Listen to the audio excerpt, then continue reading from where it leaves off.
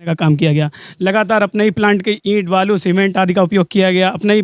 अपने ही चंद लोगों के द्वारा लगातार यहाँ पे ठेकेदारी करवाई गई।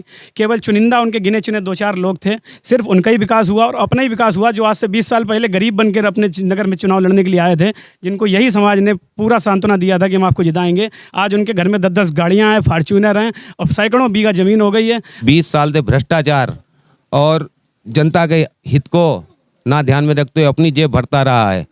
तिरुवा में मौजूद है हमारे साथ एक निर्दलीय प्रत्याशी जिन्होंने भारतीय जनता पार्टी को अपना समर्थन दे दिया है और मुकाबले को और ज़्यादा दिलचस्प बना दिया है।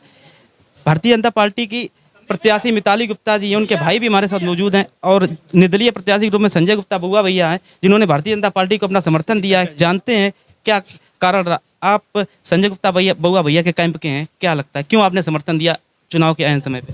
देखिए, लगातार 20 वर्षों से नगर में भ्रष्टाचार व्याप्त है और मैं लगातार पिछली 5 साल से नगर पंचायत में सभासद भी हूँ और मैं जो स्थिति मैंने 5 साल में देखी नगर पंचायत की, मुझे ये आभास हो गया किस तरीके से भ्रष्टाचार नगर पंचायत में हो रहा है। भारतीय जनता पार्टी जिन तरीकों से ऊपर से योजनाएं नगर पंचायत में भेज रही है, उनका किस तरीके से दुरुपयोग किया जा रहा है। 2.5 लाख रुपये की आवास योजना जिस तरीके से नगर में गरीबों के लिए दी गई, उसमें 40-40, 50-50 हज़ार रुपये कमीशन खाने का काम वर्तमान जो यहाँ की नगर पंचायत अध्यक्ष रहे हैं उनके द्वारा किया गया और गरीबों का शोषण करने का काम किया गया। लगातार अपने ही प्लांट के ईंट, बालू, सीमेंट आदि का उपयोग किया गया। अपने ही चंद लोगों के द्वारा लगातार यहाँ पे ठेकेदारी करवाई गई। केवल चुनिंदा उनके गिने चुने 2-4 लोग थे, सिर्फ उनका ही विकास हुआ और अपना ही विकास हुआ, जो आज से 20 साल पहले गरीब बनकर अपने नगर में चुनाव लड़ने के लिए आए थे, जिनको यही समाज ने पूरा सांत्वना दिया था कि हम आपको जिताएंगे। आज उनके घर में 10-10 गाड़ियाँ हैं, फॉर्च्यूनर हैं और सैकड़ों बीघा ज़मीन हो गई है और आज उनका जवाब नहीं है इस बात का कि कैसे हो गई और नगर की जनता आज भी वहीं की वहीं खड़ी है। आप निर्दलीय चुनावी मैदान में थे, भारतीय जनता पार्टी ने आपको ऑफर किया कि आप हमारे साथ आइए, मिलकर चुनाव लड़ते हैं, या समाजवादी पार्टी, बहुजन समाज पार्टी, सब लोग कह रहे थे आइए चुनाव लड़ते हैं, मिलकर हराते हैं यहाँ पे निर्दलीय प्रत्याशी को? नहीं, ये कोई पार्टी विशेष बात नहीं थी, हमारा व्यक्तिगत ये निर्णय था, हमारे परिवार की बात थी। ये भी हमारे भैया ही, ये भी हमारे भैया हैं। पारिवारिक मसला था क्योंकि बउआ भैया लगातार 5 वर्ष मैदान में थे और क्या नाम, सौरभ भैया को अभी हाल ही में चुनाव में टिकट भाजपा की मिल गई थी। हालांकि भैया की टिकट वापस नहीं हो सकती थी और वो निर्दलीय मैदान में थे, उनका समर्थन देना इसलिए उचित हो जाता है कि हमारा जब लक्ष्य है परिवर्तन का, तो हम विघटन अपने समाज में क्यों करें। बताइए भैया, आपकी बहन मिताली गुप्ता जी चुनावी मैदान में, इनका समर्थन आपको मिल गया, कैसा लग रहा है आपको? ये हमारे घर की बात है और ये हमारे चाचा हैं। सभी लोगों ने, समाज के लोगों ने बैठ के एक निर्णय लिया है, एक अच्छा निर्णय लिया है, जिससे जो है नगर पंचायत में जो है हम लोग जीत के आएंगे। कितने आश्वस्त हैं? क्या मुद्दे लेकर जनता के बीच में आप जा रहे हैं? जनता के बीच में मुद्दे लेके जाने, सबसे पहले नगर में समस्या है जल भराव की।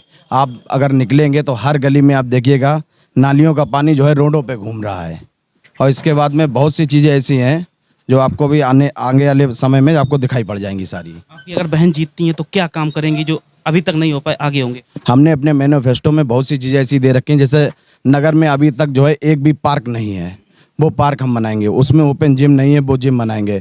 अन्नपूर्णा थाली 20 रुपये में भरपेट खाना, इस तरीके की बहुत सी योजनाएं हैं उसमें जो हर चीज़ लिख रखी है, आप उसको देखिएगा, वो सारे काम हम पूरे करेंगे। पूर्व चेयरमैन ने क्या नहीं कर पाया जिसके लिए आप उनके खिलाफ मैदान में उतर गए? उन्होंने केवल अपना विकास किया, पूरा भ्रष्टाचार किया है, उसके खिलाफ हम लोग जो है जम के एक साथ होकर लड़ाई लड़ेंगे। अपनी लड़ाई किससे मानते हैं, समाजवादी पार्टी, बहुजन समाज पार्टी या निर्दलीय प्रत्याशी विनोद गुप्ता जी से? हमारी लड़ाई आज की डेट में किसी से नहीं है, सबसे ऊपर हम ही हैं केवल। और अगर आप जीतते हैं तो सबसे पहले काम क्या करेंगे तिरुवा नगर पंचायत में? अगर हम जीतते हैं सबसे पहले नगर के हर गली में घूमेंगे, पूरा मैप बनाएंगे, किसकी क्या समस्या है, वो काम हम सबसे पहले करेंगे। इनका तो आपको समर्थन मिल गया, इनका सम्मान आप कैसे कर पाएंगे? ये हमारे चाचा हैं और हम इनका पहले से ही सम्मान करते चले आए और सम्मान होता रहेगा। जितना हमसे ज़्यादा से ज़्यादा हो सकेगा वो हमारे चाचा, हम उनका सम्मान करेंगे। सवाल बताइए, वोट ट्रांसफर करने की कोशिश हुई है, लगता है वोट ट्रांसफर होगा?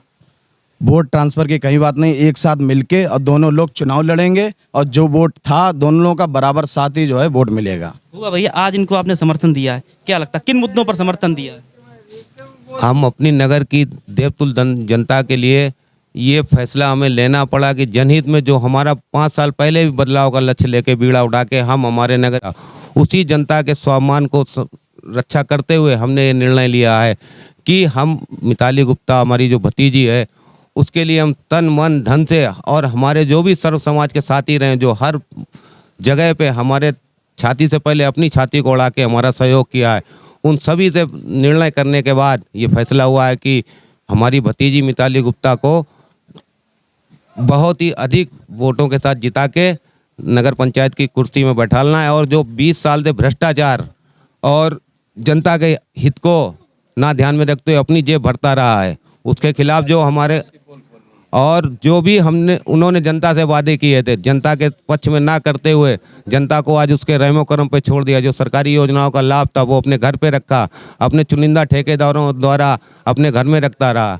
तो आज बदलाव की ओर जनता ये पैगाम लेके निकली है कि बदलाव होना है, बदलाव होना है, बदलाव होके रहेगा। एक लास्ट सवाल बता दीजिए, आप अखिलेश यादव कैंप कर सकते हैं तिरुवा नगर पंचायत में, सोर्सेस के हवाले से सूचना मिल रही, आप बताइए अगर वो कैंप करते हैं तो क्या लगता है माहौल बदलेगा कि जो आपके पक्ष में माहौल है वही चलेगा? जो माहौल चल रहा है माहौल और उससे अच्छा चलेगा। आपके कैंप में कौन कौन नेता प्रचार कर सकते हैं? पाठक जी पिछले दिनों आए थे, और कौन कौन नेताओं को आपने आने के लिए कहा है? हमारे कैंप में जिस नेता की जरूरत समझेंगे हम उसको बुलाएंगे। प्रदेश लेवल से वैश्य समाज से नंद गोपाल नंदी जी आएंगे, ब्राह्मण समाज से माननीय डिप्टी सीएम ब्रजेश पाठक जी आएंगे, और हमारे जिले में जो है जो मंत्री हैं श्री असीम अरुण जी वो भी आएंगे, और हमें जिसकी जरूरत समझेंगे हम उनको भी बुलाएंगे। तो ये तो तिरुवा मामला बहुत ही रोचक हो गया है। 13 मई को ही पता चलेगा ऐसे कौन चेयरमैन बनता है, क्योंकि यहाँ पे एक निर्दलीय प्रत्याशी का भाजपा को समर्थन देकर यहाँ का मुकाबला बहुत रोचक बन गया है। देखते रहिए हमारे चैनल